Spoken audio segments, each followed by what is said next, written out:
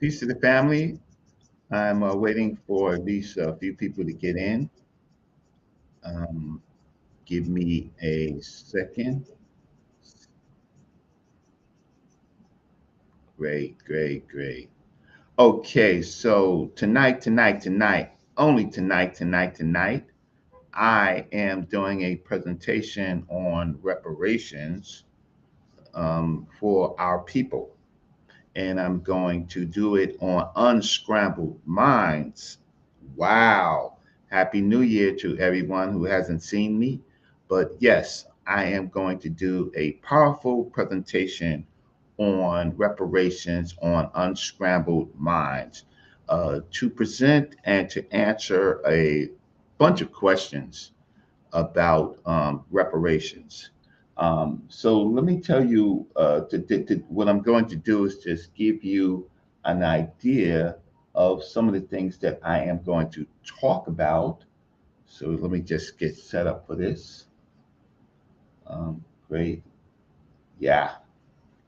So, um, and later this week, I am going to rebroadcast that presentation on unscrambled minds to my audience and answer further questions.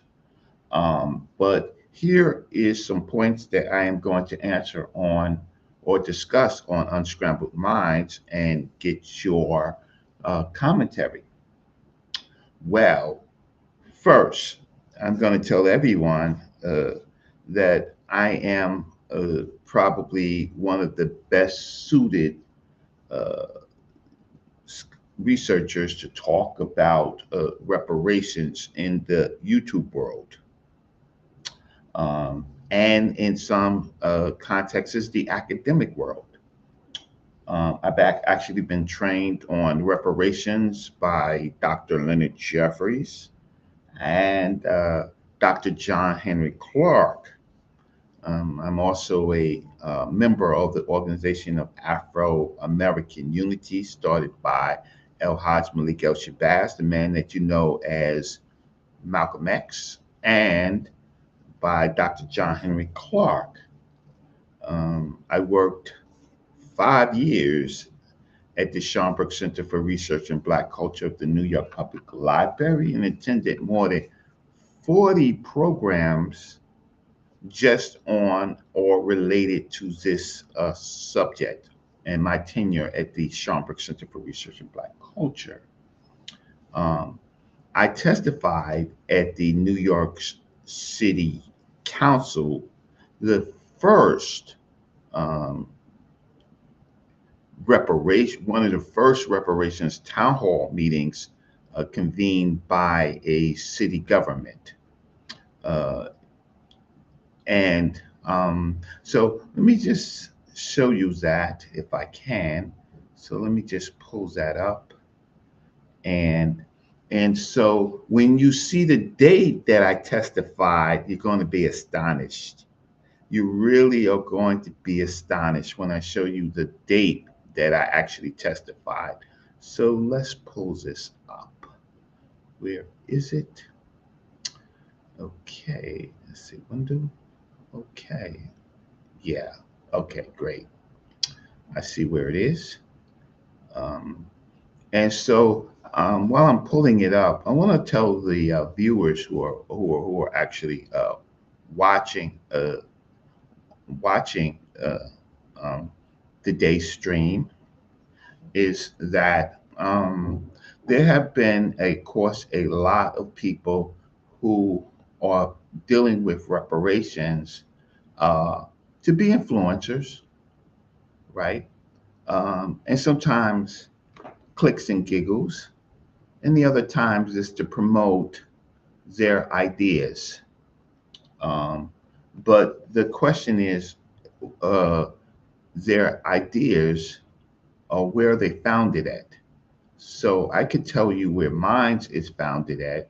Minds is founded in real research classes, discussions by some of the best. So let's pull this up, share screen. Where is this video? There it goes. Great. And let's see to share.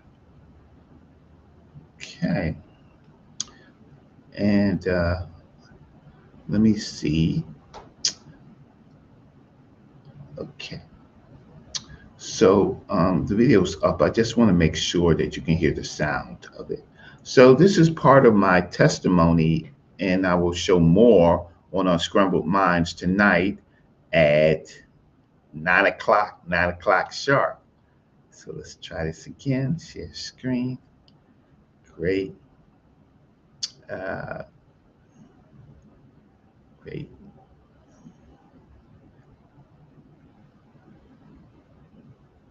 Okay, great. So hopefully this in fact works. So why am I best suited to talk about reparations? Well, in my courses of with Dr. Leonard Jeffries and some of my work with Dr. John Henry Clark, um, Dr. Jeffries suggested during the reparations hearing in New York City that I should speak. And why should I? Why did he think that? Because he felt that there needed to be another generation of uh, young people who know Black studies, African studies, African American studies, to actually present, um, to kind of bridge the gap between many generations. The and so in 2002, which is well over 23 years ago, um, Dr. Leonard Jeffrey suggested that I speak uh, to to to to to represent this generation, and it was because of my work, my activism and my work with him and Dr. Clark and Dr. Ben and so many great others that he suggested that I was the person who could speak most logically about the issue. So here is, let's listen to a part of it. I'll play more tonight, but let's listen to a part of it, and I hope you can hear. Let's see. I want to call our next panel Marion Davis and Michael Cooper.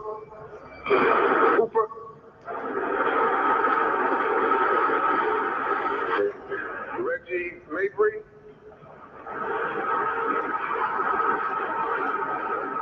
And last but not least, this will be a three-person panel. It'll be our last panel, Reverend Johnny Lee Johnson. So in 2002, I was suggested to present with many of the greats on reparations at this time, certainly those in New York City. And so here's Council Member Perkins, and on the side of him is Charles Barron, who you should know has been a leading advocate for reparations. And their strategy was to do local reparations, not and to understand uh, and unpack to our people what federal reparations is. So they brought the experts. And some people may say, I'm not an expert, but I am an expert, right? I don't, people who say I'm not an expert has not done the work that I have done, right? And so Council Member Perkins is introducing the panel. Therefore, it'll be a two-person panel. Thank you very much. Good afternoon. Would you each raise your right hand to be sworn in? Do you solemnly swear or affirm that the testimony you're about to give is the whole truth and nothing but the truth? Yes. Do so. Thank you. Would you each state your name and affiliation for the record? My name is Marion Davis, and I'm representing my people, the African people, and no particular group I represent. My name is Reggie A. Mabry. I'm representing my family and my people. Thank you. Please proceed as you wish. Good evening, council members. My name again is Reggie A. Mabry. I'm especially proud of the council members that called this important hearing on this date, Juneteenth, to begin the process that this city needs to do for reparations.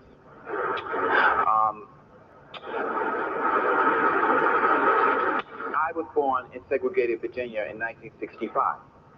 I am the son of Alfred and Gloria Mabry, father born in Halifax, North Carolina, mother born in Newport News, Virginia. The grandson of Alfred E. Mabry and Lucinda Dickens, both born in Halifax County, North Carolina. I am the great-grandson of the sharecroppers, Walter Dickens and Betty Dickens, born both in Halifax County. I am also the great-great-grandson of the African captive, some of you call him slave, Jordan Dickens and his wife, Micah Dickens. I have in front of me the census records of the census records of my great grandfather Jordan Dickens, and in 1870, and I also have the census records of them in 1880, and I also have the 1860 census records where unfortunately the name stops and they become name of slave owners, number of slaves, their age, their sex, and their color, but no names. And I would like to submit that to the council. I also would like to submit to the council 2 books for their library, Criminalizing a Race by Dr. Shashi McIntyre, who has passed away. And especially to be loaned out to Peter Ballone's son, Jr., The Hidden History of New York. Make sure that you submit that to him. I'm here today to ask the council to add to their proclamation or amend it that one, slavery, the atrocities, the discriminative laws, and the disproportional prison population of African Americans in New York City is a crime against humanity. 2, the human rights of African Americans deserve special protection under the law because this ethnicity in New York City has been disenfranchised more than any other group in New York City under the law. This was done because of the need for labor, the racial differences that we have, and the concept of the African being a heathen and non-Christian. All those 3 things coupled together created a system of debasement that we encounter today. Okay, so let me just stop sharing. Great. So what I did in those few moments that I showed was that I appeared at the City Council Town Hall for Reparations in 2002. The second thing that I did was I represented myself and I represented my family members. So I have standing in law. The next thing that I did is I described persons in my family in the period of enslavement. I have standing, right? And then I will continue on and relate it to us today, right? So I am trying to build a causal argument about the harms of enslavement and the people today. Now, the issue is isn't that you cannot represent your ancestors. You can only represent yourself. And you will find that out in Unscrambled Minds. The people today who are talking about reparations, they're sloppy scholars and sloppy researchers. I'm not saying all of them. I'm saying largely the YouTubers, right? Or sloppy. They will bring up things like 40 acres and a mule. Well, the 40 acres and a mule, which wasn't even ratified, and it wasn't for all Africans enslaved, right? The 40 acres in the mule was only to their ancestors. But if you cannot tie yourself to those ancestors, you have no standing. None. You have no standing. We are under listening to these YouTubers that think that we can tie ourselves to people that we don't even know. So most of you haven't done your family history and your family research, and track your families to when they were enslaved or if they were freed in other states. So if you can't do that, then you are not the spokesperson and you are not the plaintiff, right? You are making what you call conclusory statements in law. And the law will strike conclusory statements in something called the 12b-6 motion to dismiss. How do I know this? Is because I did a federal case representing myself and encountered the 12b-6 motion to dismiss. And my case clarified the 12b-6 federal statute, right? And so now we know much more about it. The judge in the federal case said, because I was representing myself, and two, they threw a loophole because they already knew what they wanted to do. So they dismissed it without prejudice. And then I picked up my case and re-represented myself in state court and had a favorable agreement. That's why I am suitable to talk about reparations. But what I will do today is I am going to unpack for you how the reparations movement began.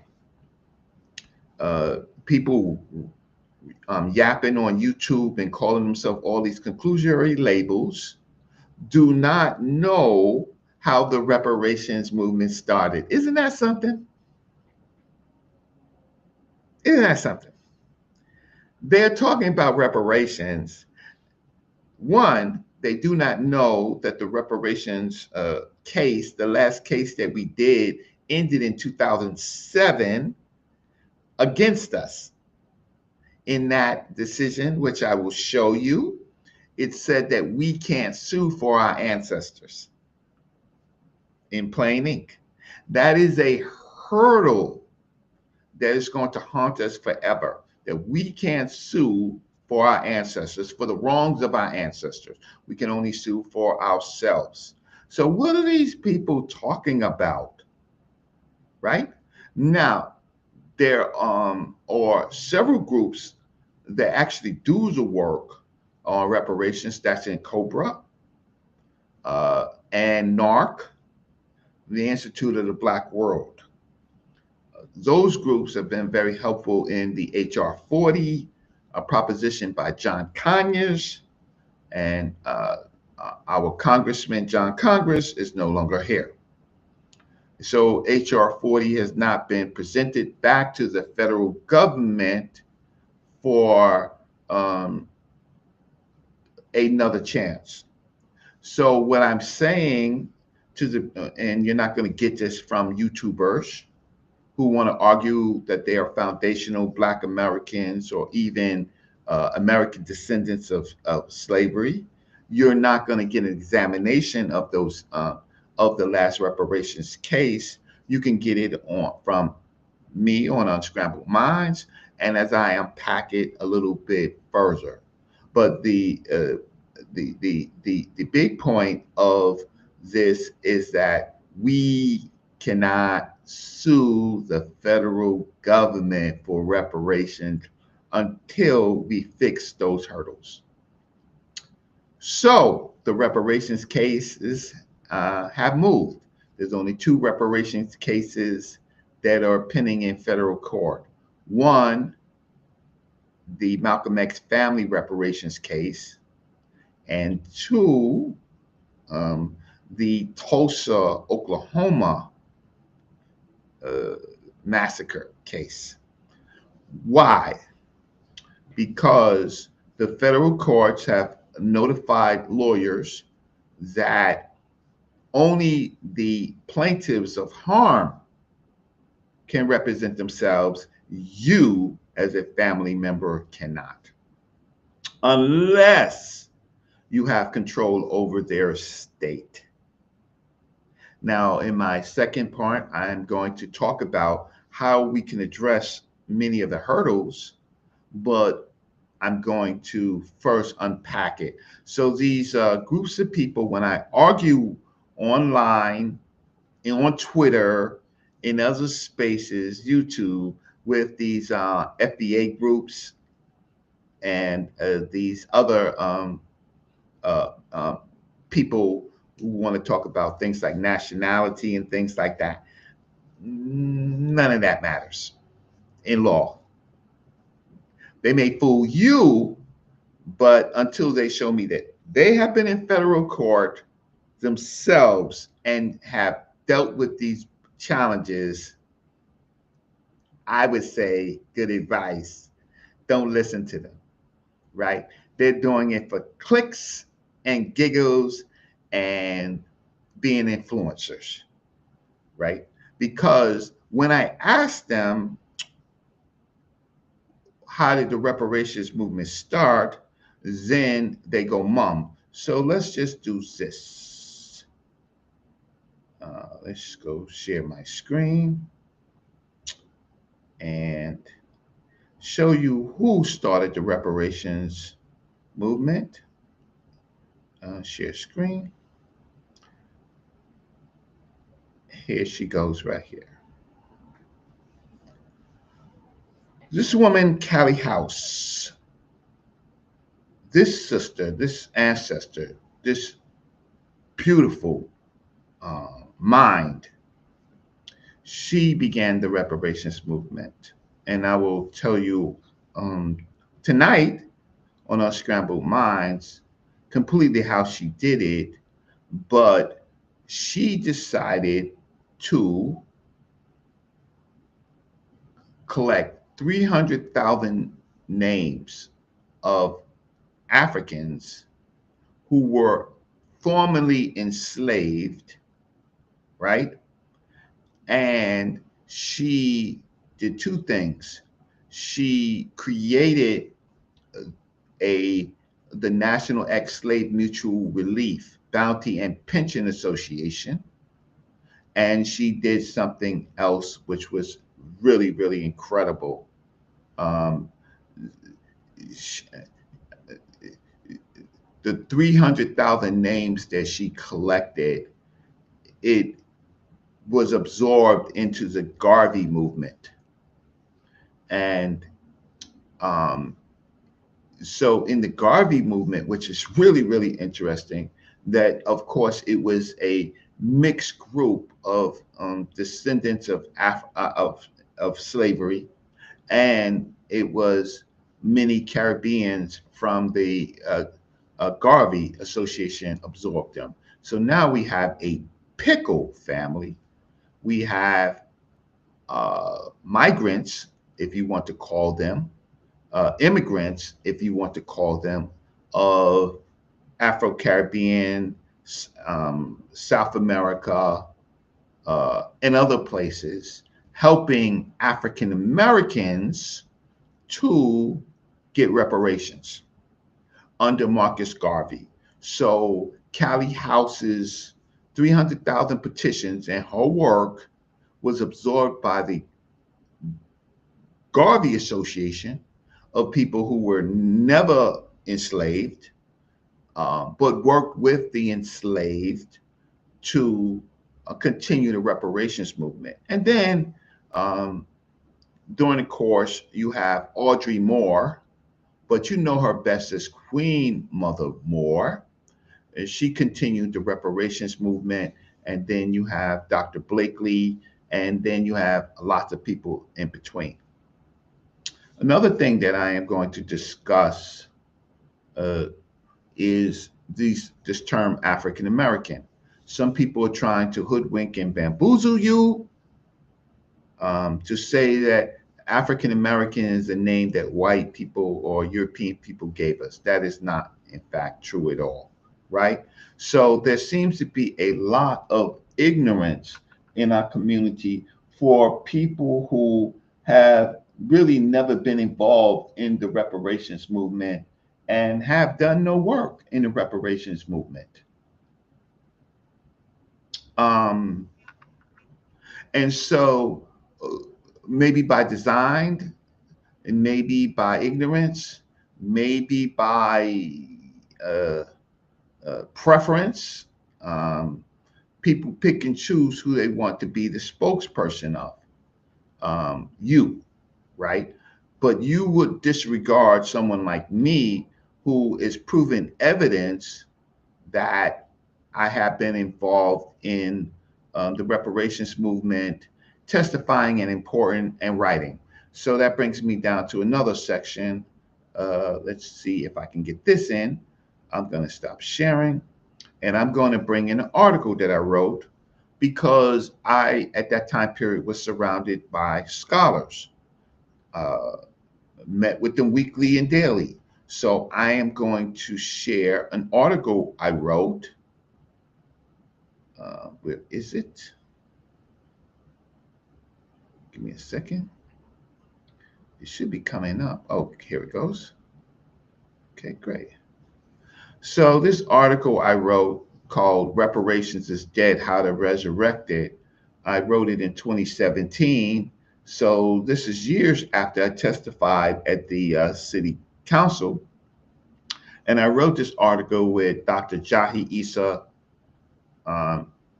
And what we had found is that there are other strategies to reparations. And the first opening of the article is the moral case for Black reparations has effectively been made. Stop. But the legal argument has met much frustration in the courts. Stop. The authors believe that the period after 1808, when U.S. participation in the international slave trade was outlawed, is key to clearing the legal hurdles to reparations. So this was one of our strategies to talk about the illegal slave trade and help people understand what the problems is in countering the legal slave trade, and then to look for other options, which we found in what we call local reparations. So I'm not saying my particular audience, but I'm just saying in the community, these people want to listen to people who never testified on reparations, never chosen, never took formal Black studies or African studies, never did that, popped up in 2019 after all the great work has been done and want to rename our people with names that you cannot find in history. You cannot find them in law. These terms have no basis in law. And so do you know what happens when you start bringing up terms that have no basis in law, that there's not written? The courts will strike it with a 12B6 motion to dismiss as conclusory. You may feel that you are saying something smart, but there's no basis in history and there's no basis in law. And so if you do not know about law, you should not be talking about reparations, because what you're going to do is the courts will seize on your bad thinking and render further case law. Now, we have seen this happen, unfortunately, with a lot of the Moorish cases, right? Now, because so many of them have been put up using bad law, they have become frivolous. So if you are trying to represent yourself as a Moor and you try to apply to pauper status, you won't get it. You will not get it. You have to pay the full price. Second, after you pay the full price and you go through it will be dismissed early on the 12B6 motion to dismiss, failure to state a claim, because you would have to show that you are in fact what you are representing, and that you will have to show documents relating to the fact that you have some historical connection to these groups. So then what the courts will do, unfortunately, as they have, is make things frivolous. What would be harmful to us is to make our reparations issues frivolous. We're going to talk more about this maybe tonight or on a follow-up show. Bad thinking produces terrible, hideous attacks by legal courts that prevent any further discussion on what you think you might be talking about. So ADOS took another course of action. Why? Because they are smart. They are, Tone is a lawyer, and Yvette is a lobbyist. She took two routes. One, their thing was to convince a candidate for presidency to possibly do an executive order, like Trump is doing executive orders right now. The other thing that they were trying to do is legislatively, not in the courts, but legislatively convince Congress to enter a bill for reparations.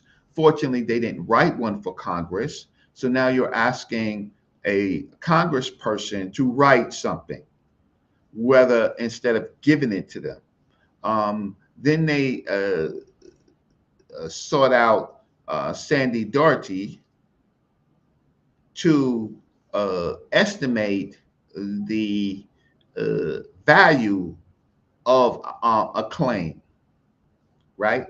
But again, unfortunately, the claim goes to the ancestors. It does not trickle down to us, right? But nevertheless, a new bill was not rendered, and so it becomes talking points. This new group, Foundational Black Americans, they've created a new term to describe our people that's not in law, that's not in history, is conclusory, and their issue is that we have to separate ourselves.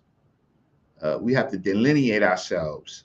The foundational Black Americans have to delineate themselves from other Black people who were not enslaved.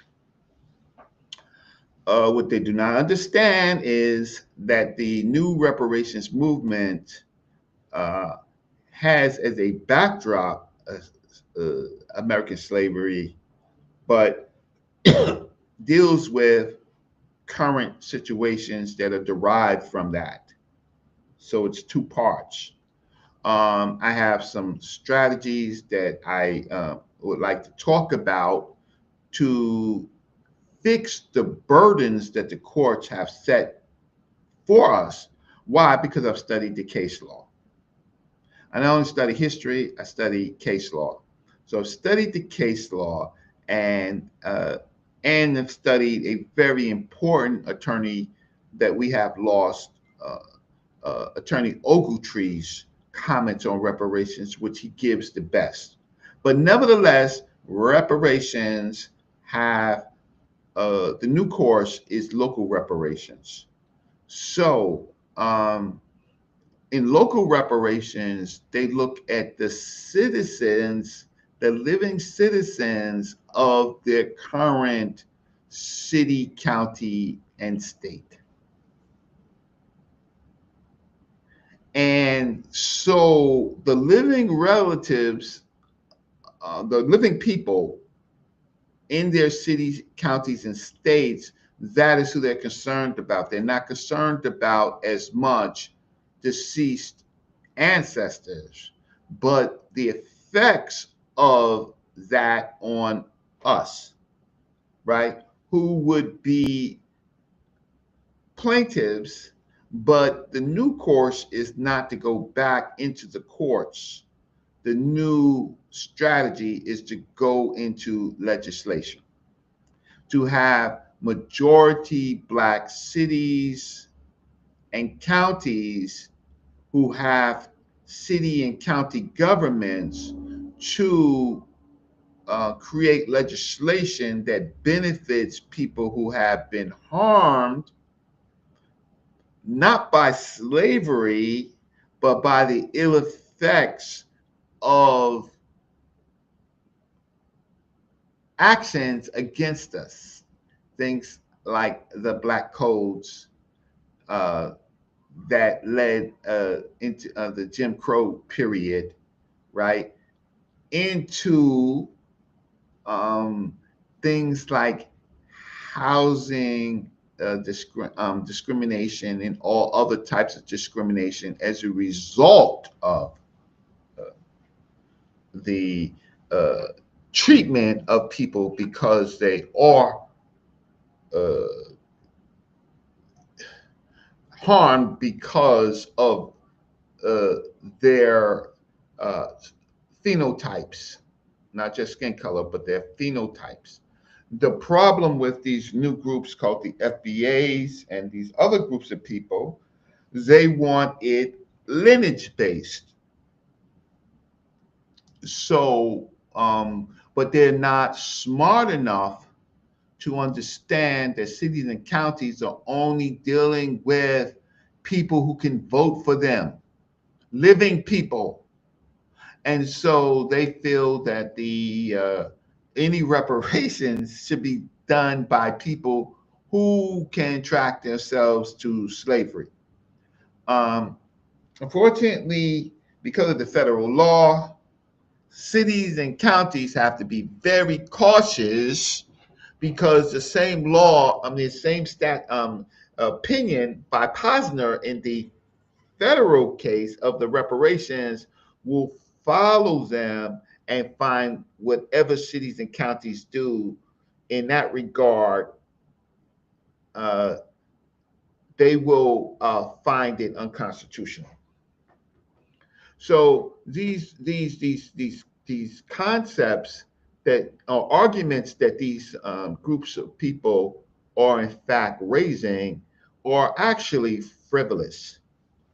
They're just talking points. They're not going to do the work. They haven't been doing the work.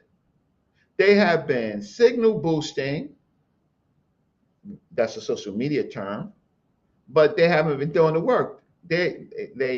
Of course, the best of them is Yvette Carnell, Tone, and Tariq Nasheed.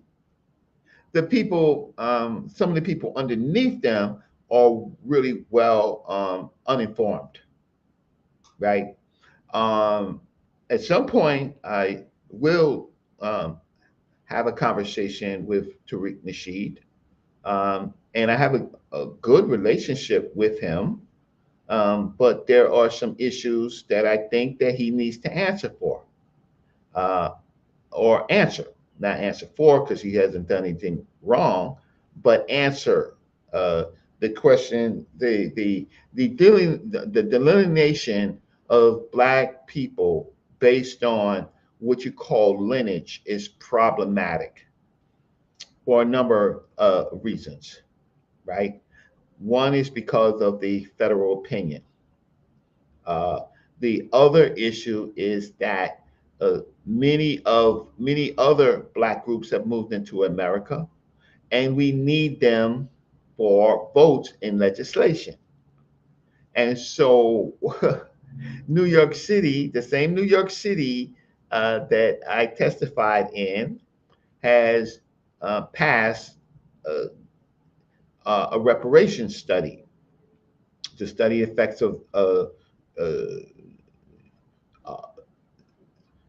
discrimination based on phenotypes and resulting from the enslavement of New Yorkers. How it was passed, it's interesting that many of the people who voted, not many of them, but a large population, were uh, leaders, city council members, leaders who were never enslaved in America. They're not descendants of people enslaved in America. They are Caribbean. And they voted for the study of reparations. All these groups of people can say is that they were on code. This on code word is a problem. They are doing what is right, what is legally sound, which is historical, right? And knowing full well that if they discriminate in any other way, it would go to the Supreme Court. There will be a case in federal court striking their reparations. It will be appealed by the city, and then it will go to the Supreme Court. And if we don't do it right, then the equal protection law will destroy any gains. Now, being wrong on YouTube is one thing.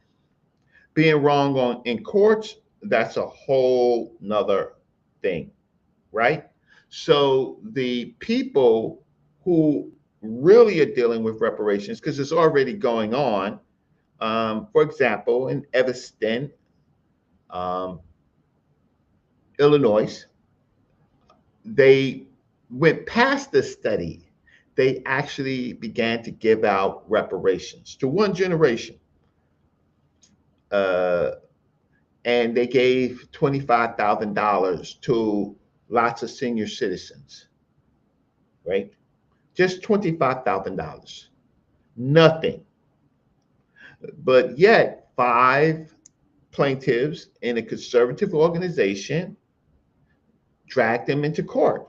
So the city of Evanston is fighting these new plaintiffs based on that whatever you're doing for just Black people violates the Equal Protection Clause. So when you start looking at law and you start looking at all these conclusory labels that we put on, another one is Freedmen. Freedmen is an act. Freedmen is a term from an act called the Freedmen's Bureau Act, which gave a status of people, formerly enslaved people. That's what they called them, that status, formerly enslaved people. The freedmen of the South, not all Black people again, not all of our people, just the freedmen. And it was basically a welfare organization. And that Freedmen Bureau was largely staffed by white people of that time period, who themselves did some good things, like use the money to create schools, which we badly needed in the South. But at the same time, many of them helped disenfranchise Blacks because they were supposed to be representing African people, Black people, on land disputes, and very few of that was successful. But the education part of it was. But the problem with the Freedmen's Bureau is that it didn't largely, except for building schools, impact the group of Africans that were already freed before the Civil War. So those are blacks um, from, let's say, Delaware and above that were already freed before the Civil War. So it was only to help those enslaved blacks that were liberated during the Emancipation Proclamation, and to shelter, to give them food, to give them housing, and some uh, uh, education and some other benefits. That is not a status that you take to court. What the status uh, uh, could be revived, but you have to create another bureau in local, not in the federal government, because that's never going to happen. Not in Congress and not in the Senate. There are pockets of advocates in some cities and counties that want to create what you call a Freedmen's Bureau. But again, the whole context of Freedmen's Bureau is kind of like an organization that uh, give services and things like that, but not money, not land payouts, none of that, just money. So tonight, let's see, we are going to be discussing Cali House. We're going to be discussing the term African American. We're going to be discussing the legal case, the Deirdre Farmer Pellman case that was dismissed in the appellate court. We're going to be talking about many of the contradictions. We're going to be talking about many of the contradictions and why people are, yeah. So now I just finally, because I got a new thing, a new streaming service. So let me just see some people that were on. Let me just go to the full page, the YouTube page, so I can see and thank the people who are coming in and take a look at some of their what they have said. So let's just see. Give me a second to see my chat. Okay, and hopefully I could pay attention to some of the things that people have said. Okay. Okay, so it's always somebody in the chat that wants to call me a name, right? But show me your education. Why is this not showing up? Show me your education. So let's see this chat. Sorry, I might be frozen. Okay, so show me your education. Show me your mother and father's education. Show me. Okay, so this is on. Okay, so it's not this one. Let me see, Brother Reggie. This test, it should be here. Okay, great. I have some audience and I did not check. Brother Law, thanks so much for being the first one. Silent K, my brother, Silent K, how you doing, bro? Peace to you. Thank you for joining. Who else is on?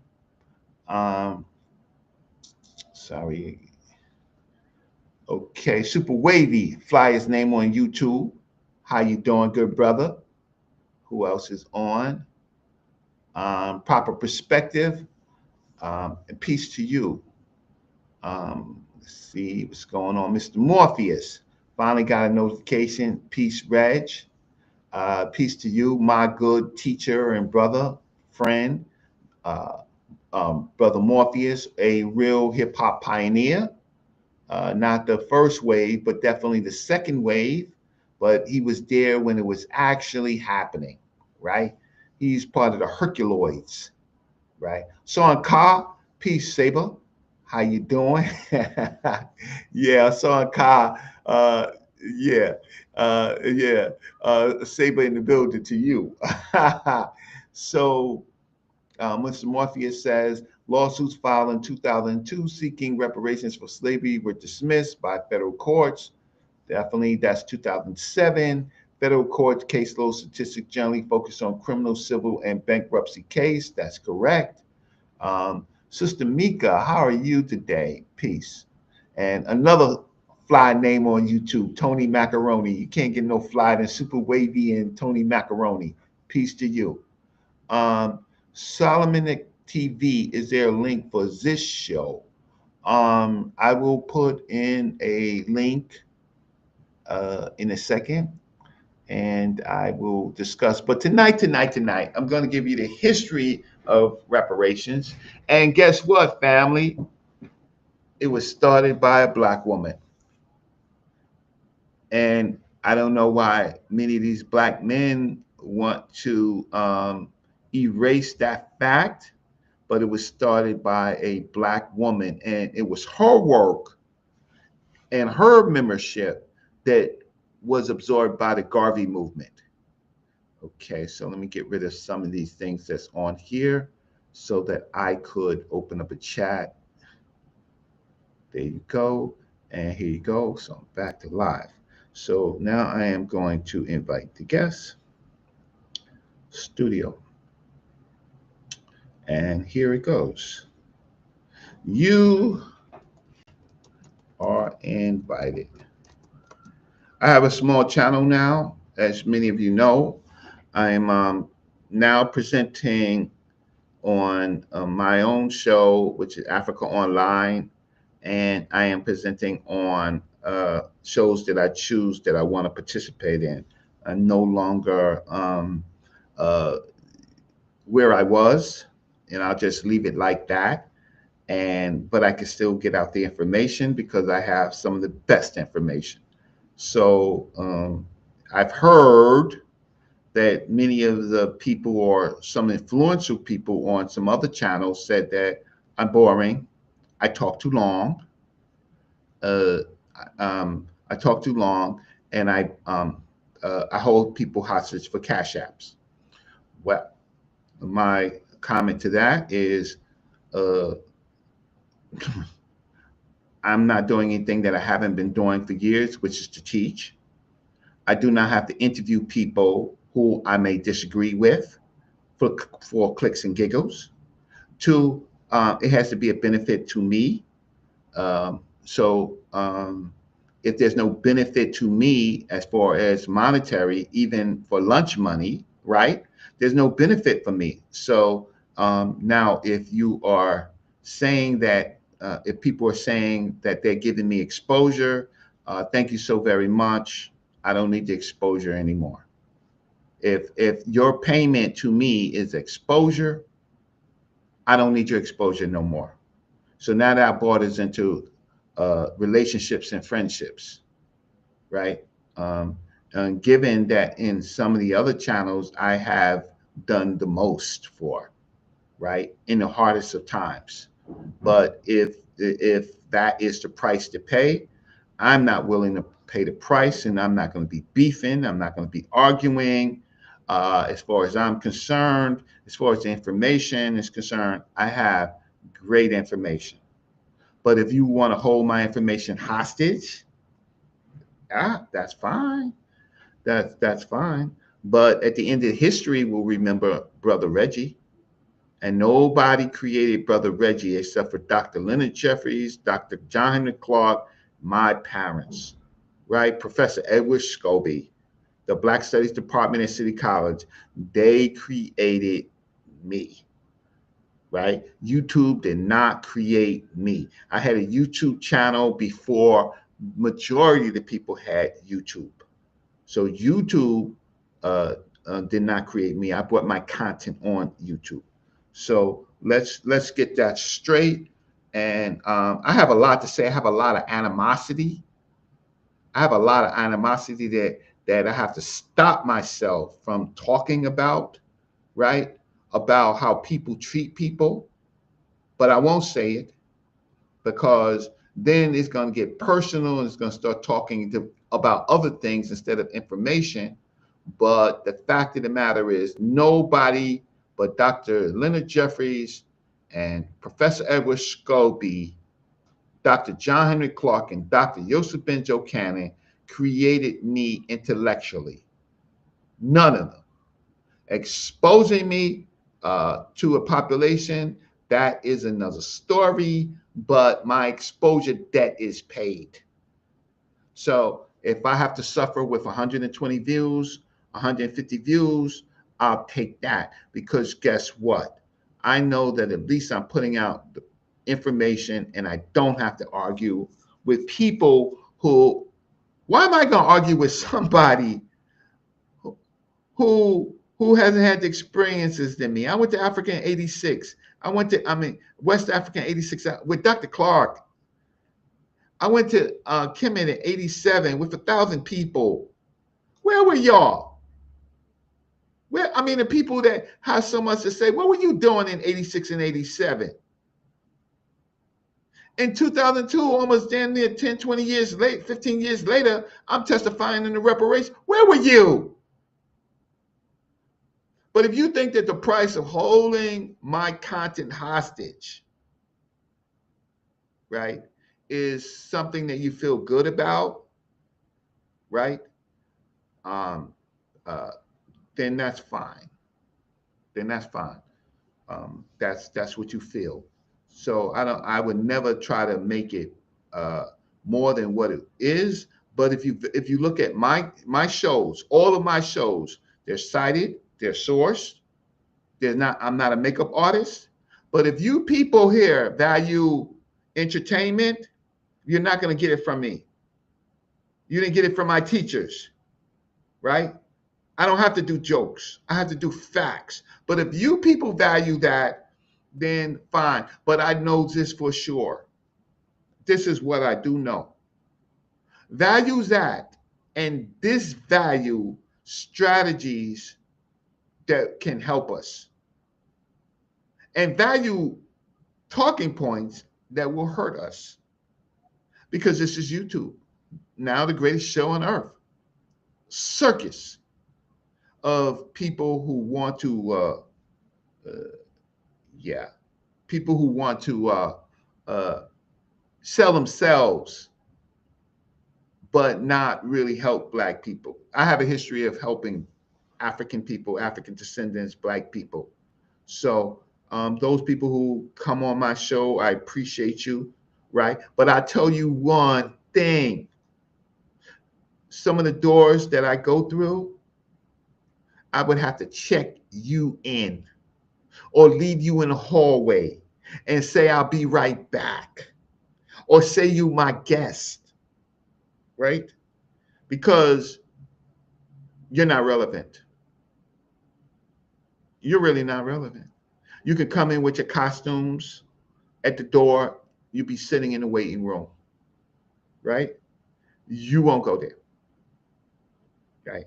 So, matter of fact, in federal court and places like that, you wouldn't even know when the cases are going on. You wouldn't even know how to go to the court part, right? You know why I know? Because I've been there and didn't see you. All the reparations meetings and stuff, I ain't see you. I ain't see you there. And meeting them happened 15, 20 years ago when you was on the streets doing what you do on the streets. Now you want to recreate yourself and be a person that says that you love Black people, right? But 20 years ago, I was testifying for reparations, and another 15, 20 years ago, before that, I was studying with the greats, walking with the greats. So you want to chatty patty me? Here you go. You are invited. I'm not talking about necessarily Solomon TV. I'm just talking to I'm just talking to the people who got lots of stuff to say with no grounds. So I really want to smoke. I don't want the good people. I want to smoke. So come up here and show me what gang you part of. what conclusionary gang that you're part of. Come on. Come on. Show me when you get started in this. Show me your education. Show me who your mentors are, because it's those that I really want to talk to. I want to talk to your mentors. Find out how good of a student you were. Huh? So, but the most important thing is tonight, on Unscrambled Minds, I'll be talking to their audience about reparations.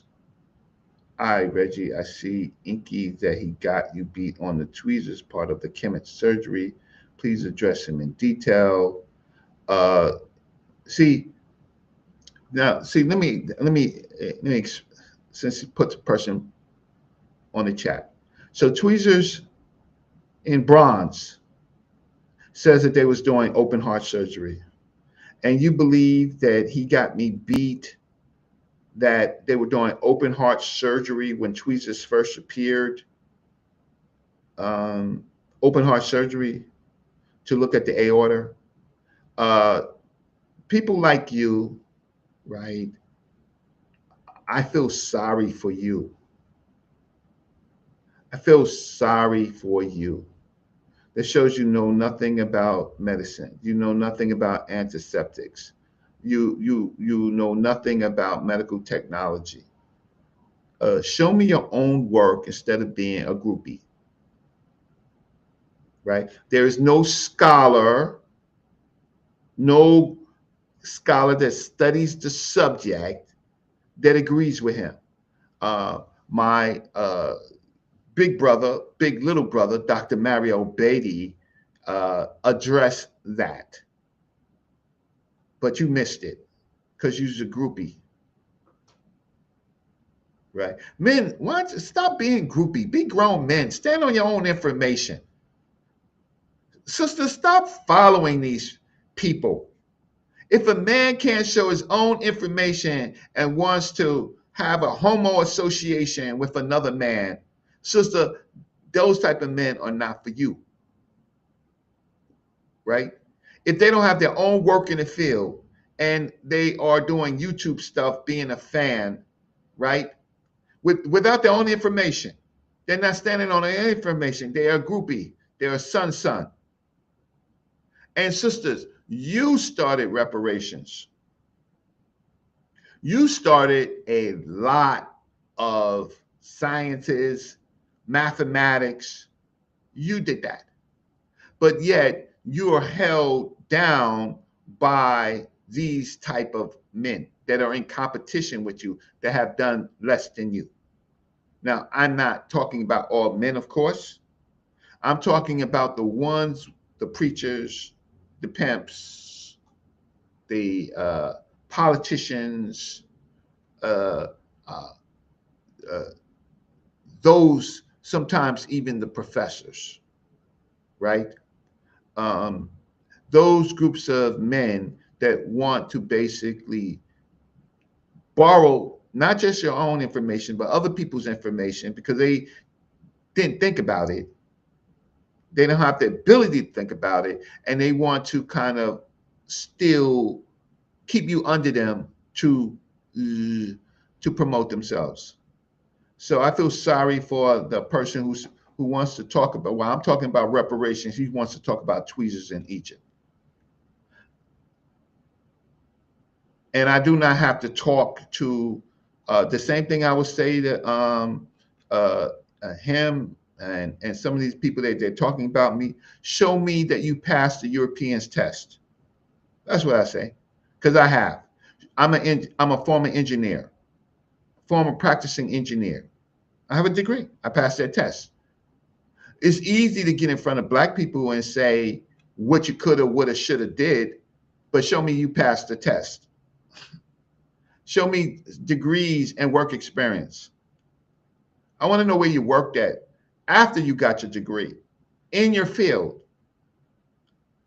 Yeah, that's what I want to know. But I do know that many people on YouTube, they don't value that. They value hot takes and smart mouths. Pan-African designs and apparel. What's up? What's up, good brother? I am just doing yeah. Um yeah. I'm just doing um a conversation on reparations that I'll do a fuller conversation tonight. It's just a promo to that show because I'm going to be on that show and I'll be on, as you know, I'm on Smash Rockwell show. I go on Onks Media, right?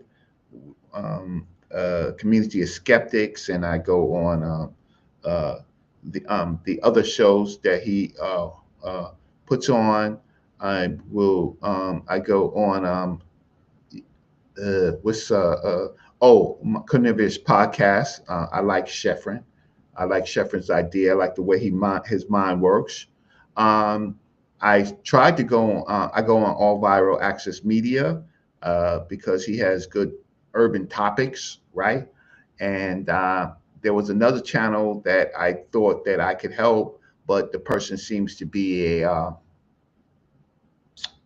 part of the gang of FBA. And when I told him about the term African American, and it was a term that an African American created, he says, "How do we know he's black when the person says that he is an African?"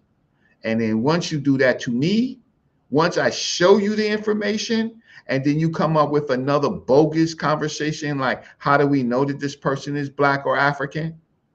Because I defeated you, your argument, and then you want to persist. I can't be a part of what you do. And so Unscrambled Minds, I've been on their show several times, and so I'll be on Reparations tonight, 9 o'clock. Um, so, Super Wavy, stay focused. It's a long fight. I am focused, Super Wavy, on the fact that there are people who are giving out people bad information. So giving our people good information and not addressing those people giving out people bad or incomplete information means that is that I don't show the dichotomy. I don't show the dialectics. I don't try to convince the people to look for good information or to do it themselves. So I do apologize, but I am doing it somewhat professionally. Why? Because I put in a link, right, for all the smoke. So I'm not just talking. And if they don't want to talk, they're scared, as they say, because all they're going to do is regurgitate who their homo association friend is. And homo association is not sexual. Homo association, it means male associations. People males that value what other males say without doing their own work. Groupies. Pan African Designs. You need to have a fact check on your last show. Okay, I shouldn't have said that. I should have just read it. Super Wavy. He got one of the flyest names on YouTube, but Pan African Designs is a fly name too. So there you go. So with that said, tonight, let me see. Find Unscrambled Minds. Let's go find Unscrambled Minds and show you the show. So let me just see YouTube. Unscrambled Minds. Unscrambled Minds.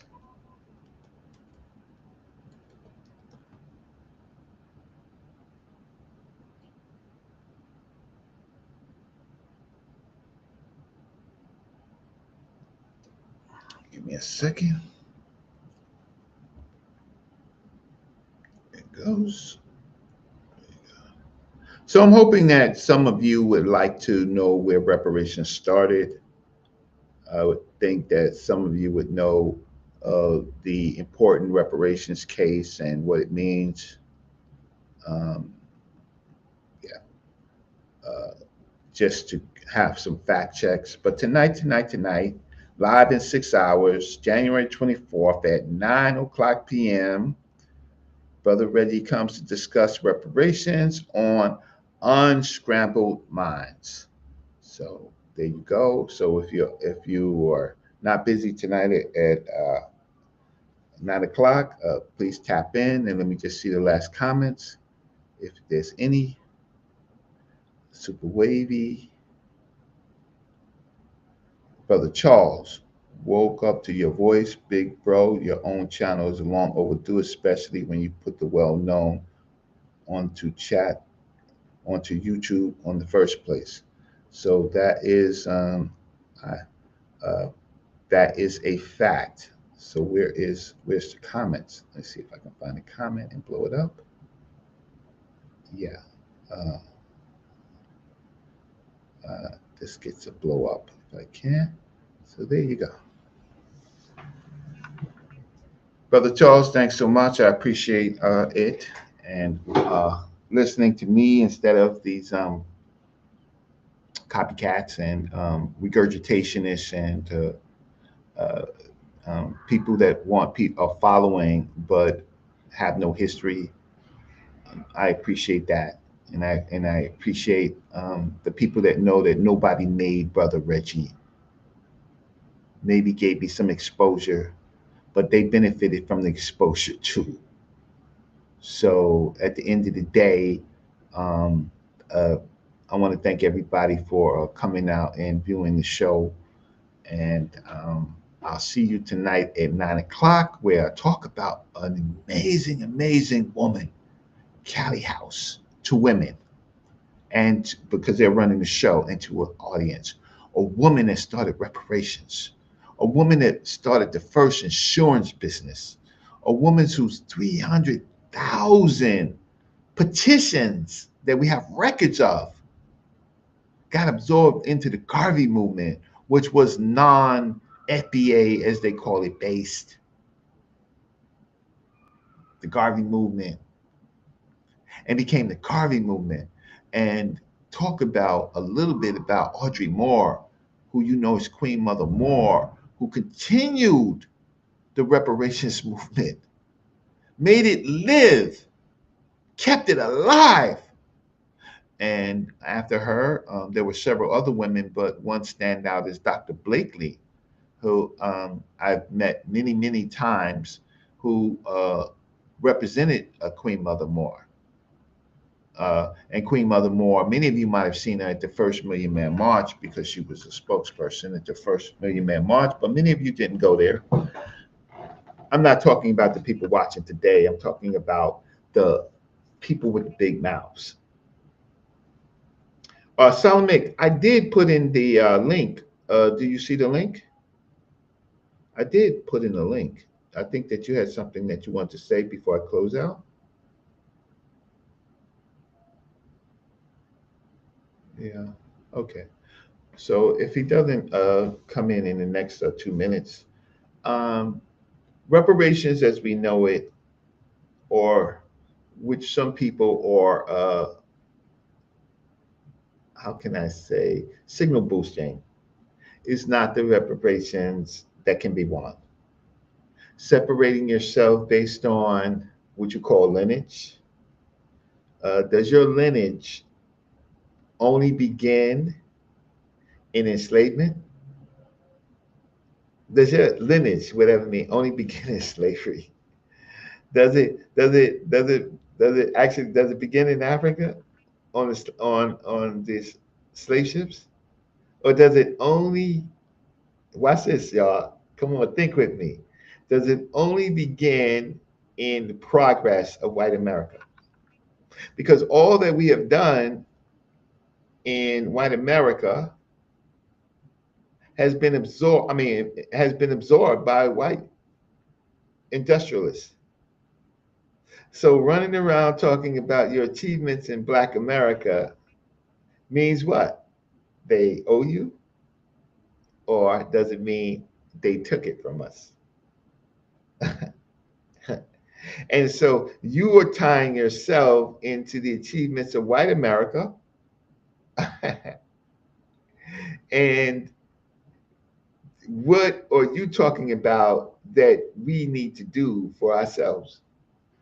So if you're arguing with me about reparations, right, a promise or something that you think that they owe us, it's war. Conquerors don't give nothing to the people that they conquered. You don't understand that? You're going to argue with me. You're going to delineate from other African people because they were not enslaved. So, so you know what you're saying? You're saying that over some money, you will separate from your brothers and sisters, right? And you're going to keep it.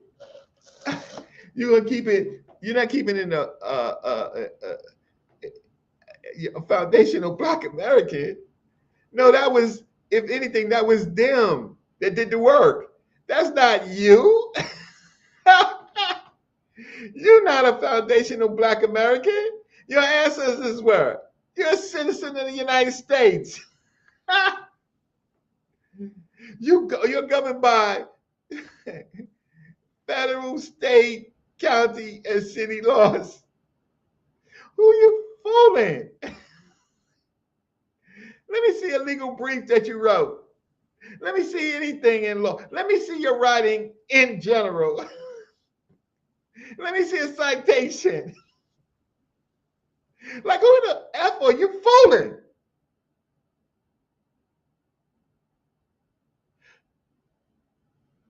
I think you're taking advantage of your people. You people. I think you're taking advantage of people who is struggling in the United States to survive, who don't have the time, who occasionally can go on YouTube or Twitter or any of Instagram or any of these and look for a hot take because they're too busy trying to feed their families or too busy trying to survive or just coming out of incarceration. And you want to sell them a dream. Please don't sell them a dream of reparations. Reparations is going on very slowly without your help.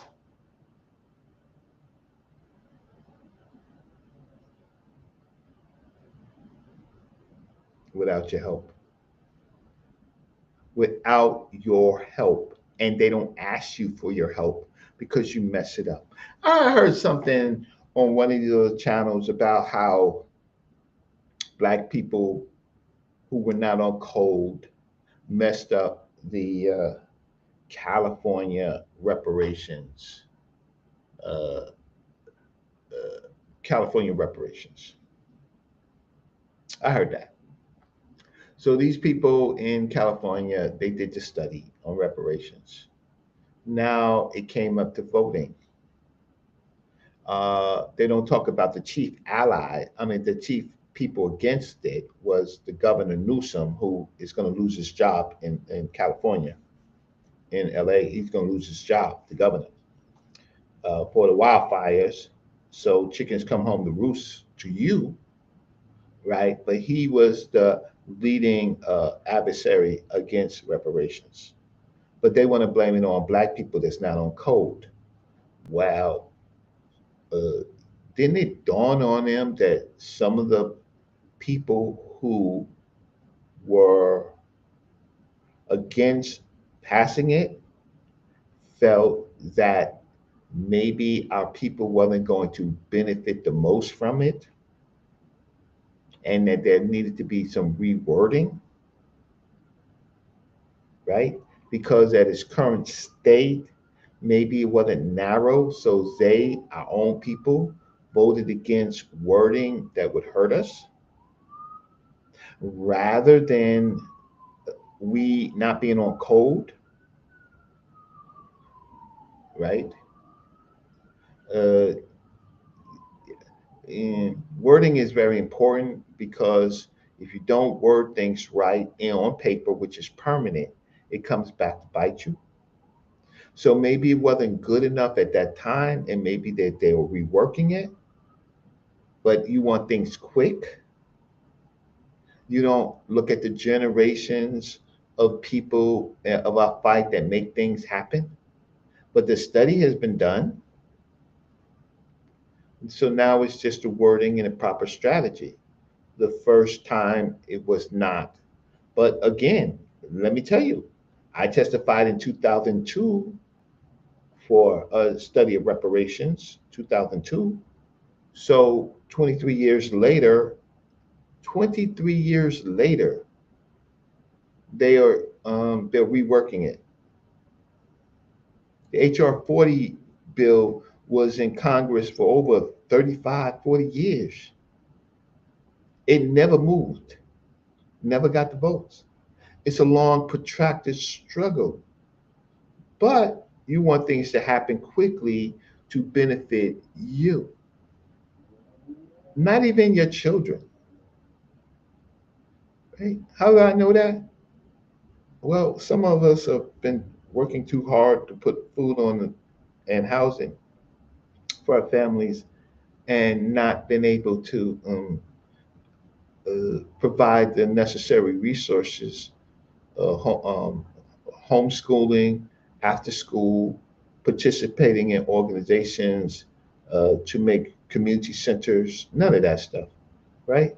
Um, for our children. And so our children suffer the next generation while some of our parents get fly, party, have children, have other children out of wedlock. You know how boys do, right? But no, you can't criticize our situation. You can't, right? Even if you want to make it better by simply signal boosting, if I want to use that term, things that we need to fix. Because, a black man, you can't criticize a black man. That's fighting words. You can't tell a black man that he's doing something wrong. You could definitely tell a black woman what she doing. You Abrahamic faith type Old Testament Negroes. But you can't criticize another black man. You're not going to criticize Abraham for even the fact that he was going to sacrifice his son because his male God told him so, and then joked with him and said, "Nah, I didn't really mean that. I just wanted to see if you was with me." That's homo association. It's inbred in the black man. But what about our children? What about the next generation that might be able to do this? Because our next generation, we are going to, this next 4 years, we may not even see historical black colleges after the next 4 years, right? This next 4 years is going to be a monster for our people. But you want to argue about some damn tweezers and Kemet. Something, I wrote the paper on Kemet. I have a publication, a journal article. Why you people talking to me about Kemet? I got a journal article. Could you write a journal article? Could you get it accepted? No. But you think in your pissy pants that you can have a conversation with me about what? So tonight,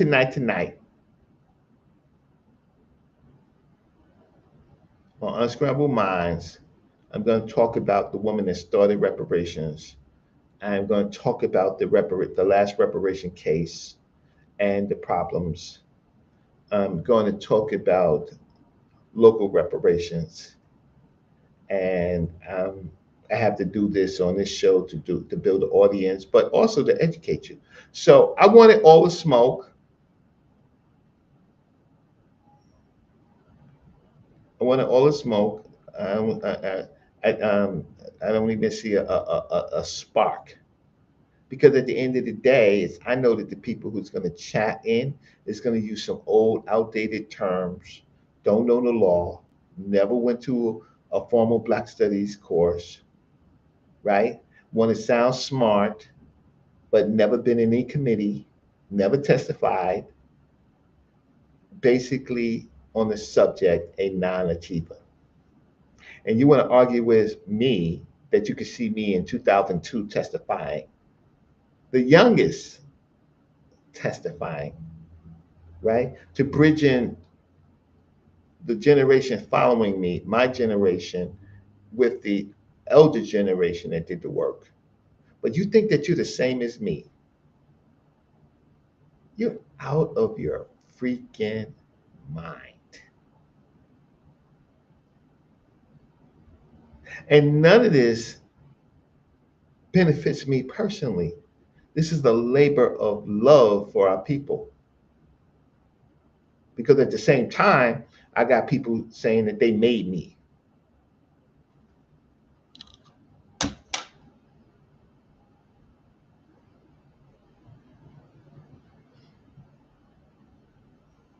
Person should never utter things like that out of their mind, especially in an audience. Tell them, I don't want to go any further because then it's going to become more than what it is. I want to say thanks everybody for attending. See you at 9 o'clock. And let me just give you some information that's going to help you in understanding so that you don't get hoodwinked, bamboozled, led astray. So I'm going to get ready to close out. And I want to thank everybody. And my Cash App is I'll give you my Cash App if anybody want to buy me lunch. Buy me a soda or something. Dang, my throat is perched. Let's see. See this? Here you go. Yeah. Buy your brother Reggie lunch.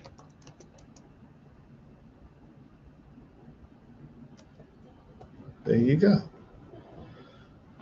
Oh, the reparations shouldn't be debate. It should be facts and education. It should be organization. It should be writing. It should be legal arguments. It should be analysis. It should be starting with you and your own family, making sure that you're similarly situated and that you are standing by going into your own family history and finding any people past your grandparents, your great grandparents, your great great grandparents, tracking them into the period of disenfranchisement, not just slavery, but Jim Crow, um, uh, finding the particulars of your particular family, newspaper clippings, crimes that happened to them because of racism, right? Tracking stories from your aunties and your great aunties, right? Even having conversations with your grandmas and your granddads, just having conversations. Other people do that, and some other people don't have to do that, but we have to do that. But you just start talking about our ancestors.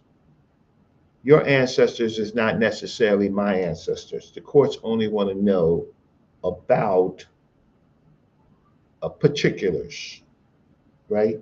And the courts have already decided whatever happened to your ancestors, and that's water under the bridge. You don't have control of their estates. You cannot sue them. And the problem is, and they know that if you sue Uncle Charlie, Uncle James, he's gonna do a countersuit against you.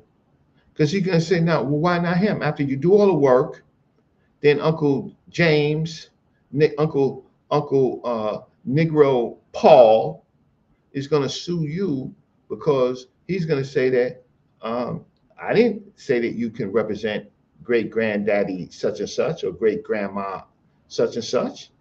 That's my grandma. That's your great grandma. I have more rights, right? So the courts know this. They know the infighting that always happens around money in estates and things like that, right? But I'm just trying to give you an idea that you need to know and think about these things. You need to think about the law. So reparations has moved to local reparations, city, county, and state reparations for legislation that can handle these burdens, not those people who are trying to gang you up, but they can't write, they can't do law.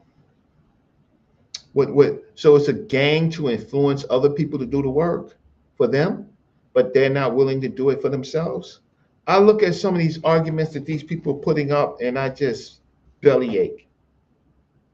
Childish, preschool arguments, right? But if you tell them that, then it's going to be a fist fight, because that's how we are. Sometimes we act as savages. It's always about bullying, calling people clowns and things like that.